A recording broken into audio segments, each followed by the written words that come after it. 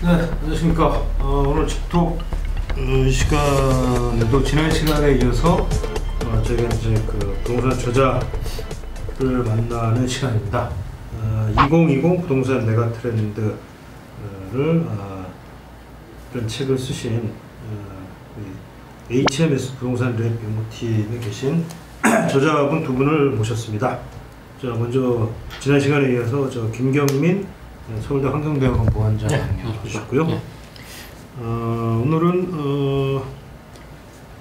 또 한 분 나와주셨는데요. 이상욱 어반 하이브리드 대표님 나와주셨습니다. 네, 반갑습니다. 자, 그래서 오늘 주제는 제가 이제 방금 말씀드렸지만은 저희 이제 부동산 시장에도 요즘에 뭐 공유경제 이제 웬만한 분들 아마 연세 드신 분들 다 아실 거예요. 그래서 뭐 대표적인 게 이제 국내에서 나오는 게 이제 소카라든지 자동차 공유, 또 이제 집을 이제 같이 쓰는 이제 쉐어하우스라고 이제 아주 이제 집을 같이 쓰는 이제 이런 것들이 이제 대표적인 어떤 이제 부동산 시장의 공유 경제 모델이다 이렇게 볼 수가 있을 것 같은데요. 공유 경제가 이제 확산이 되고 있다라는 게 이제 대세인데,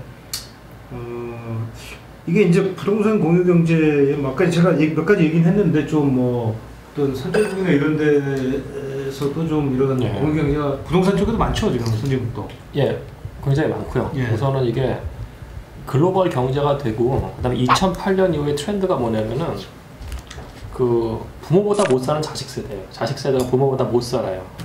이게 뭐냐면은 자기들이 이제 소득 수준이 과거같이 이렇게 올라가는 게 아니고 이 정도 올라가는 거예요, 사실은요. 그래서 그러니까 부동산에서도 대표적인 게 이제 공유 오피스, 공유 주택 시장이 나오게 된 거죠, 사실은요. 근데 이것들을 이제 보시면은 공유 오피스 경우에 우리나라도 들어왔습니다. 위워크라는 회사는 지금 어마어마하게 계속 굉장히 빠른 속도로 지금 확산이 되고 있잖아요. 사실 근데 위워크뿐만 아니라 국내에서도 루호봇이라든지 다른 공유 오피스 기업들은 원래 있었습니다. 근데 이런 기업들이 사실은 오피스 공실률이 우리나라가 좀 상당히 높아요, 과거에 비해서. 그러니까 굉장히 중요한 테넌트, 임차인으로서 지금 들어가고 있기 때문에 벌써 오피스 시장에서도 이런 공유 오피스 운영 업체들이 굉장히 과거보다 주목을 받고 있습니다. 그거는 이제 오피스 쪽 사이드고요.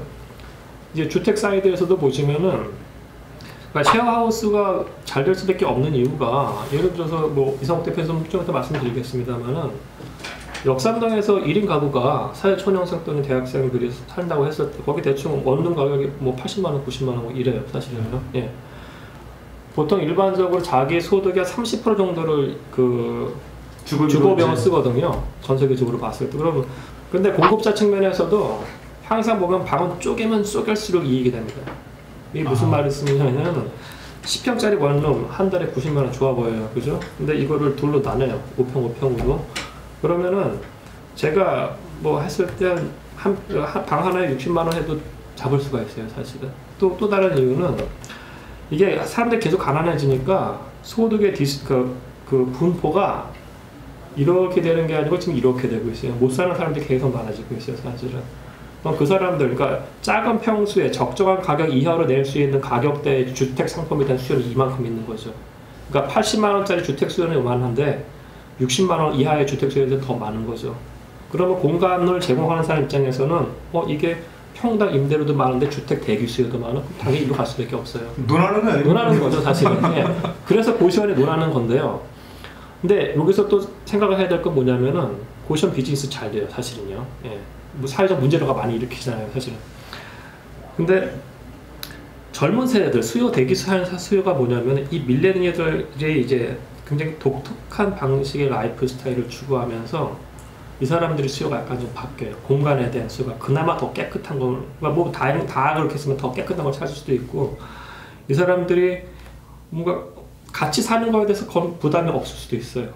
예. 그럼 그 사람들 입장에서는 한 1, 2만 원 좀 더 낸다고 했을 때 같이 사는 불편을 좀 감수하더라도 어딘가 살 수 있다고 하면 살아요, 사실은요. 예.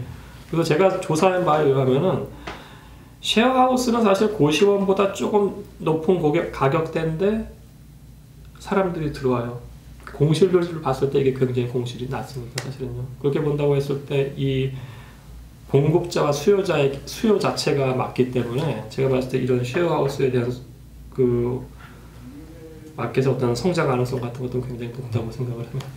그 실제로 저기 대표님 같은 경우는 이제 직접 쉐어하우스도 개발도 하셨고 네. 또 지금 운영도 이제 예. 하고 계시니까 어떻습니까 좀?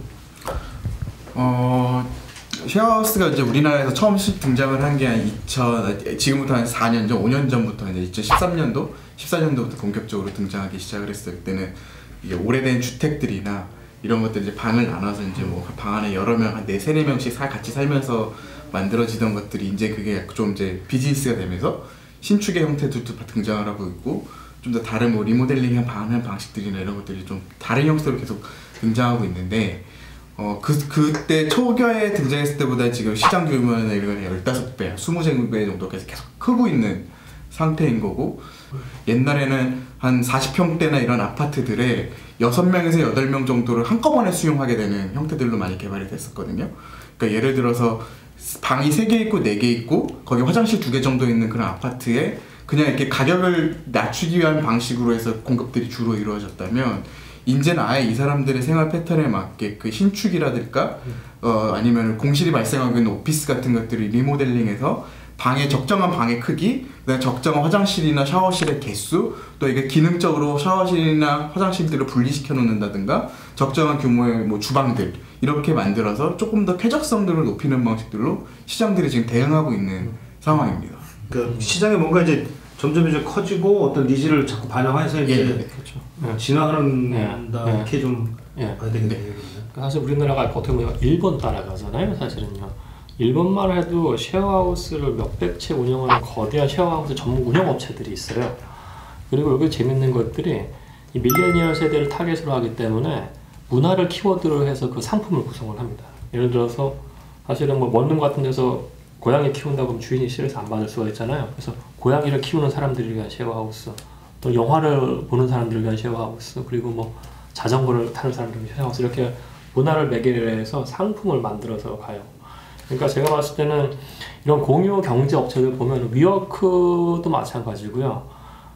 그러니까 예를 들어 위워크 홈페이지 딱 가셔보시면은 자기도 오피스 판단하기보다는 막 재미있게 뭔가 활동하는 것들을 얘기를 해요. 그러니까 문화를 매개로 해서 뭔가를 하는 거죠. 사실은 그게 밀레니얼 세대 트렌드이기도 해서 저는 이렇게 생각을 합니다. 이런 공유 같은 것들 이거는 부정할 수 없는 대세가 될 거예요. 예. 왜냐면은 우선은 1인 가구가 서울에서 지금 1인 가구가 전체에서 비중 차지하는 게 참 25%에서 30% 사이인데 향후 2040년 기준 40%까지 된다고 했을 때 1인 가구 밀레니얼 세대를 위한 주거 상품이라든지 부동산 상품 반드시 필요한 거고요.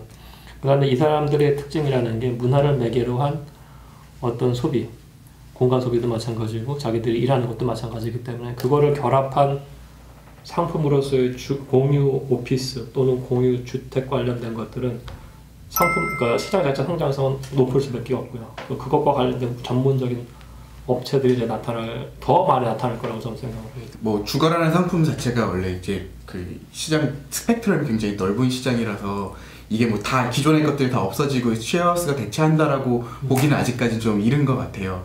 다만 그럼에도 불구하고 이게 이제 예를 들어서 고시원과 뭐 원룸 시장들의 중간에서의 그 틈새 시장으로 그게 시장들이 커지면서 기존에 있었던 고시원의 시장들을 좀 대체한다든가 아니면은 중간에 조금 더 퀄리티를 계속해서 높여주면은 다세대 원룸이나 오피스텔의 중간에서 그 시장들을 계속 대체하는 방식들로 해서 이 상품들이 좀 커질 수 있는 가능성이 높다라고 좀 보고는 있습니다.